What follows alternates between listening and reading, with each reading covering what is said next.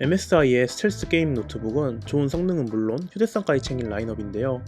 이번 영상에서 살펴볼 제품은 AMD 라이젠 프로세서와 RTX 외장 그래픽으로 고성능은 물론 4K의 미니 LED 디스플레이 그리고 2kg 초반대에 비교적 가벼운 무게까지 갖춘 모델입니다. 지금부터 빠르게 MSI 스텔스 A16 AI 플러스 모델에 대해서 리뷰해보겠습니다. MSI의 스텔스 시리즈는 MSI 게임 노트북 라인업에서 고가의 모델인 만큼 기본 구성품도 좋은 편입니다. 리뷰 시점 기준으로는 MSI 백팩이 이벤트 사은품으로 제공이 되는데 MSI 로고가 좀 튀긴 하지만 그래도 무난한 디자인의 백팩이 제공됩니다. 또 패키지 박스 디자인도 확실히 상위 라인업인 만큼 고급스러운 편이고 구성품도 MSI M99 유선 게이밍 마우스가 기본 구성품으로 포함되어 있습니다. MSI 스텔스 A16 노트북의 디자인은 확실히 휴대성을 강조한 만큼 꽤 얇고 깔끔한 디자인을 가지고 있습니다. 무광 블랙 컬러의 메탈 소재로 고급스럽고 깔끔한 모습이고 상단 끝에 스텔스 각인 부분은 유광으로 포인트를 줘서 나름대로 디자인적으로 신경을 많이 쓴 모습입니다. 측면의 포트 구성도 게이밍 제품인 만큼 HDMI 2.1 포트나 유선램 포트 같은 있을만한 것들은 대부분 갖췄고 USB-C 타입 포트도 썬더볼트 4나 65W PD 충전과 최신 규격들을 모두 지원하여 구성에 부족함은 없습니다. 디스플레이의 경우 이 제품의 핵심이라고 할 수 있는데 무려 게임 노트북에 미니 LED 디스플레이를 탑재하였습니다. 16인치 16:10 비율의 4K 이상도 미니 LED LCD 디스플레이가 탑재되었는데요. 2000개의 로컬 디밍존을 갖춘 미니 LED 디스플레이를 탑재하여 일반 백라이트 방식의 LCD 디스플레이에 비해서 블랙 표현이나 HDR 부분에서 이점을 갖습니다. OLED처럼 자체 발광하는 소자가 아니기 때문에 블루밍 형상이나 명암비가 조금 부족한 부분은 있지만 그래도 버닝에 대해서는 자유롭기 때문에 장점이 있습니다. 노트북을 쓰면서 생각보다 블루밍 형상은 크게 거슬리지 않았고 OLED 수준의 블랙 표현력이나 HDR 성능은 굉장히 와닿았습니다. 미니 LED 백라이트 뿐만 아니라 120Hz 고주사율, 최대 1000니트의 피크 밝기, PCI P3 100% 생연혹 등 게이밍 노트북에서는 정말 과분한 스펙을 가지고 있습니다. 거기에 디스플레이도 이렇게 180도로 펼칠 수 있는 힌지가 들어가서 활용도가 정말 다양할 것 같습니다. 키보드는 스틸 시리즈 게이밍 키보드를 탑재하였고 펄키 RGB 설정이 가능한 펜키 배열의 키보드를 탑재했습니다. RGB 백라이트 설정은 모드를 다양하게 고를 수도 있고 키 하나하나 매핑이 가능한 구성에 키감 자체도 아주 좋아서 인상적이었습니다. 외장 그래픽이 탑재된 16인치 게임 노트북 치고는 꽤 가벼운 2.1kg의 무게로 나름대로 경량화에도 신경을 많이 썼고 디스플레이 상단에 웹캠 실드도 있어서 게임 노트북으로 나온 제품이지만 다른 용도로 써도 좋을 것 같습니다.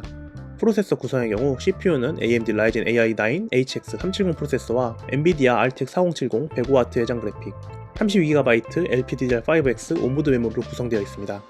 내부를 분해해서 더 자세하게 살펴보겠습니다. 분해는 십자 드라이버 하나만 있으면 분해가 가능하지만 합판을 드러내는 게 조금 까다로운 편입니다.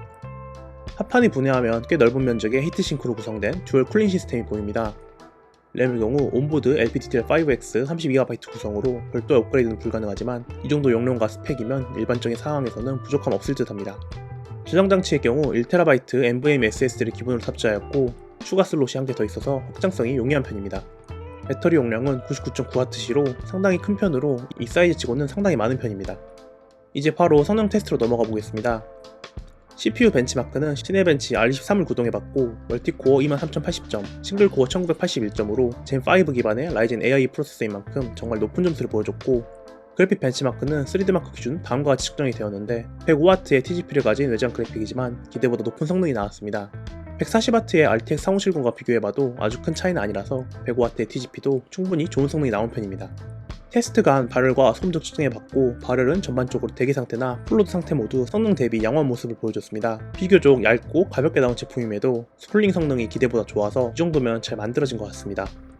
소음의 경우 대기 상태에서는 팬이 거의 돌지 않아서 주변 소음 정도만 측정이 되었고 풀로드 상태에서는 평균 57dB 정도였는데 음역대가 조금 높은 편이라서 살짝 거슬리긴 했습니다.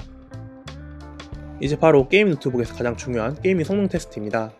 이 노트북은 4K라는 아주 높은 해상도의 디스플레이를 가진 것이 특징이라서 일단 4K 기준으로 게임을 테스트해봤습니다. 먼저 오버워치2의 경우 4K 최저 옵션에서는 평균 105프레임, 하위 1% 110프레임을 보여줬고 최고 옵션에서는 평균 65프레임, 하위 1% 50프레임을 보여줬는데요. 4K 최상 옵션에서도 60프레임 이상을 보여주기 때문에 더 높은 프레임과 고품질을 원한다면 해상도 정도만 옵션 타협을 하면 될 것 같습니다. 배틀그라운드에서도 마찬가지로 4K에서 꽤 괜찮은 성능을 보여줬는데요.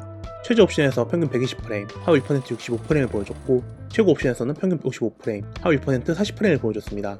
3 울트라 국민 옵션으로 옵션 타협을 하면 평균 100프레임, 하위 1% 70프레임으로 나름대로 4K 고해상도로 게임을 즐기기에 괜찮았습니다. 마지막으로 사이버펑크 2077 벤치마크와 게임 플레이 테스트도 해봤는데요. 확실히 사펑의 경우 4K 해상도를 RTX 4070으로 구동하기에는 살짝 성능이 부족하긴 했습니다. 다만 QHD로 해상도를 낮춰서 벤치마크를 해보면 나름대로 괜찮은 수치를 보여줬는데요. 인게임 플레이의 경우 4K 레이트레이싱을 적용한 중앙 옵션 기준 평균 30프레임, 확 1% 20프레임 정도로 플레이는 가능한 수준이었습니다. 여기서 레이트레이싱을 끄고 일반 중앙 옵션 정도로 플레이를 하면 평균 70프레임, 확 1% 45프레임으로 나름대로 쾌적한 플레이가 가능했습니다.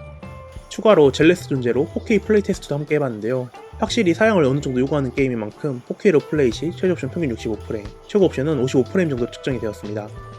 높은 해상도에 아직 최적화가 이루어지고 있는 게임인 만큼 나름대로 참고할 만한 수치일 것 같아서 추가를 해봤습니다.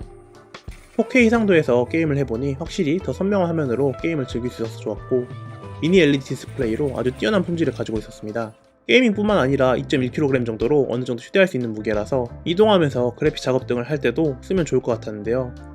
저는 주로 어도비 포토샵으로 고화질 원본 사진을 편집하는 데 사용해봤는데 16인치로 화면도 넓고 디스플레이 품질도 아주 좋아서 만족스럽게 썼습니다.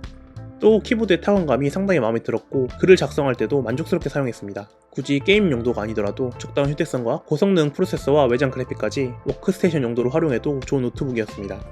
다만 역시 가격이 가장 큰 문제일 텐데 MSI 스텔스 A16AI 플러스 모델의 가격은 2024년 12월 단화 최저가 기준 약 340만원대의 높은 가격이 형성이 되어 있는데요.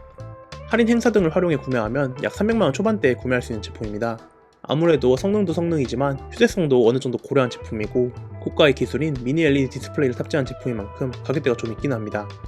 이런 제품군을 리뷰하고 소개할 때 항상 하는 말이지만 일반인 기준으로는 고스펙, 고가의 제품이라 당연히 비싸 보이는 게 맞고 특정 수요에 따라서는 나름대로 합리적인 가격이 될 수 있는 제품입니다. 여기까지 MSI 스텔스 A16AI 플러스, A3X VGG R9 4K 미니 LED 노트북 리뷰였습니다. 긴 리뷰 끝까지 봐주셔서 감사하고 전 다음번 다른 리뷰에 찾아뵙겠습니다. 감사합니다.